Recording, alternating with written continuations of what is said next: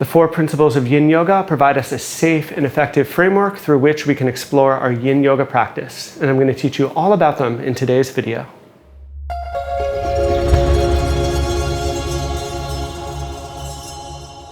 Hello everyone, I'm Phillips. I'm a yoga and meditation instructor, and today I'm going to be talking about 4 principles that guide one of my favorite yoga practices, and that is Yin Yoga.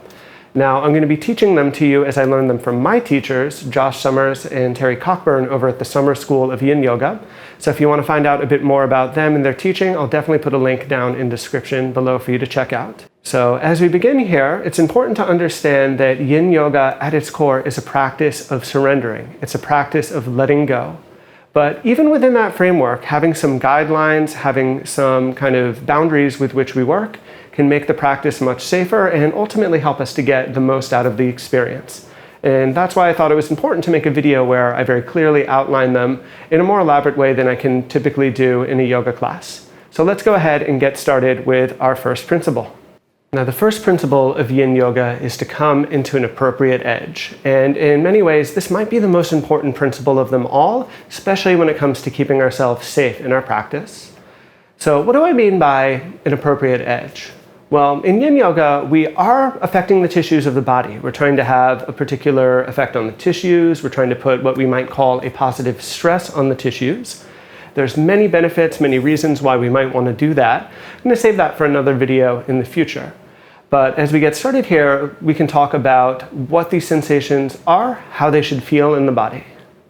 So when I talk about coming to an appropriate edge, often that means coming in just far enough into a pose to feel some noticeable effect, but well far away from the point where those effects become intense, when the sensations get strong or unsustainable, or put more simply, well before the threshold of pain.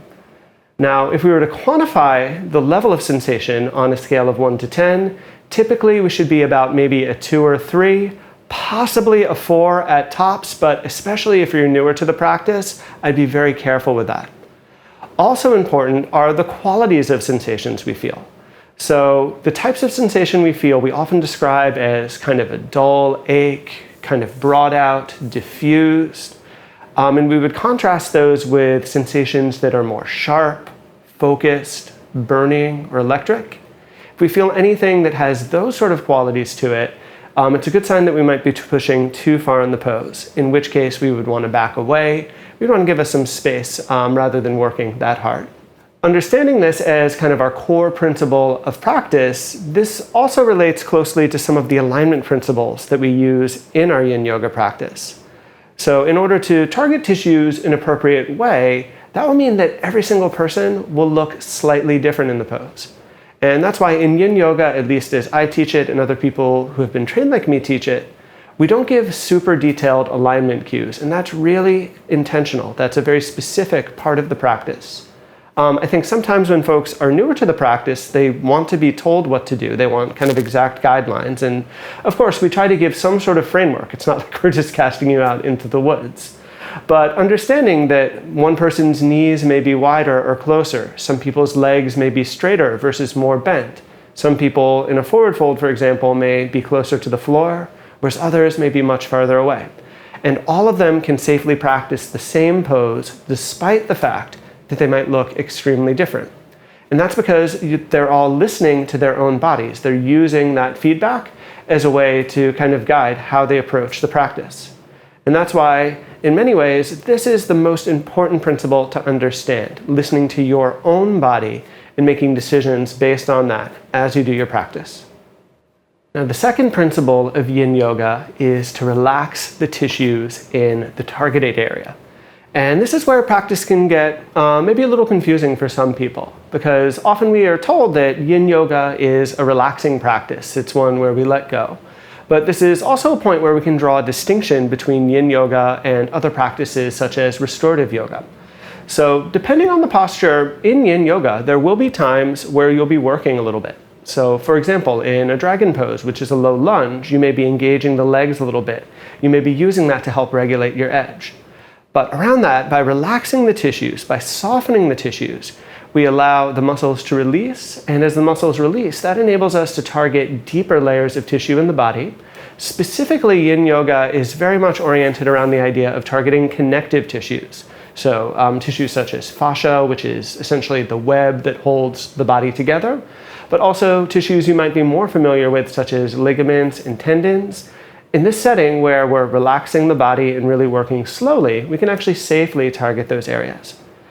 So in the same way that in the first principle, we kind of learn to listen to our body in terms of sensation, we can further this process as we practice relaxing the tissues. We can really tune into how we relax will affect how much we feel the pose.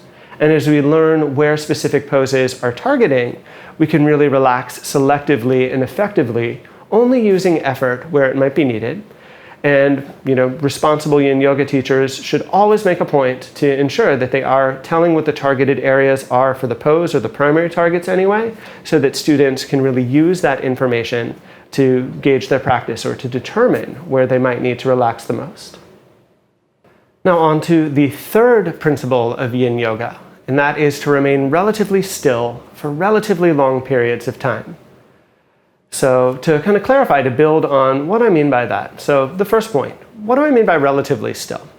So when I say relatively still, that allows some opportunity for a bit of movement from time to time. So I like to remind students that when we're in our Yin Yoga pose, we're not tight, we're not tense, we're not holding ourselves rigid like a statue or something like that.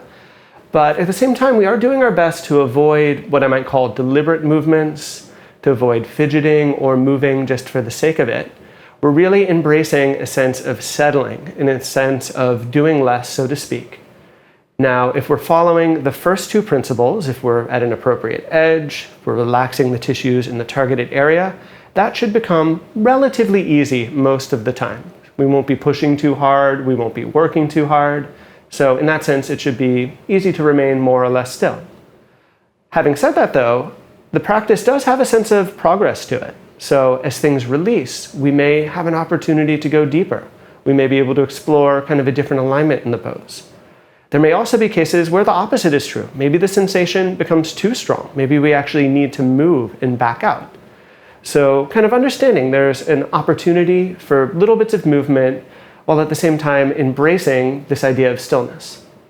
Now, to the second point, relatively long periods of time. Now, this can be a little variable from teacher to teacher, and even depending on the length of a class that you're taking. But typically, Yin Yoga poses are about 3 to 5 minutes, give or take. So the reason for this is it allows us enough time, well, first of all, to become still, to really settle into the pose. But also, by lingering for these longer periods of time, this enables us to safely target these denser layers of tissues that I've already talked about, and kind of work in a gradual way as opposed to an aggressive way. And I would even argue on kind of like a macro level in terms of our life, Yin Yoga gives us a rare opportunity to really slow down, to really tune in and pay attention to what's going on moment by moment. And that's one of the reasons why this practice is one of my favorite. Now, of course, relatively long will vary. You can do a Yin Yoga pose that's just 1 or 2 minutes, and that's not wrong per se, as long as we're following, the overall principles. It's even possible to go on the much longer spectrum, maybe 5-10 minutes. I might argue that past that, there becomes a certain degree of diminishing returns and possibly the increased possibility of injuries. But typically 3 to 5 minutes, most of the time, will suit us well, and I imagine that's what you'll encounter most often in your yoga classes, certainly in my classes that I offer here and in person. And finally, we have the fourth principle of Yin Yoga, and that is to come into and out of the pose slowly. So if we think about the overall framework, if you think about everything I discussed, this is kind of the one that ties it all together. So in order to practice the other principle safely, we need to move gradually. We can't rush or kind of try to accelerate the process. So we take our time as we come into the posture. We want to feel what's going on in the body. We want to listen to the sensations to find the right edge. We want to notice where we're holding tension and relax the targeted areas. And again, once we're there, we remain relatively still. But after remaining in the pose for the 3 to 5 minutes that I just talked about in the last principle, We also want to take our time coming out. It can be really tempting to kind of rush, or especially if a pose is a little more challenging, to want to get out as soon as possible. But it's just as important on the way out to take your time, listen to the body. It may feel particularly sensitive. These longer holds have a way of making us feel vulnerable, or almost like kind of cracked open. So by taking our time to come out, we can make sure that we don't jerk the body around. We can give the tissues enough time to settle. Now I'm going to add kind of a bonus part 2 to this, or maybe even a 5th principle that I think is very important.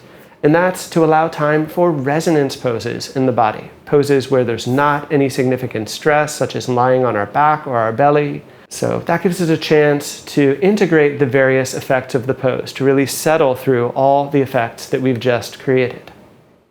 So in summation, even though there's 4 principles at play here, we can really see how they all kind of come together to make the larger practice that is Yin Yoga. Now, I do my best to outline all of these principles at the beginning of every class, but I'm glad that I put out this video because it allowed me a chance to kind of discuss some of these concepts in more depth than I typically can in a classroom setting. So I hope that all of that was helpful for you, but of course let me know if you have any questions or comments. Please write them down below. If you enjoyed this video and you want to see more content like this, be sure to click the like button. Be sure to subscribe to my channel.